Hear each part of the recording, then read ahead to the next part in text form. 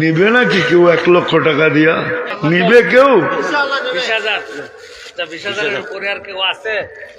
যে নিবে সে কিন্তু ছক্কা মারবে। এই ছক্কা কে মারবে দেখিছেন? কে রাজি? 25,000 করে 4টা 1 লাখ। রাজি? 1 লাখ কোনো টাকা না।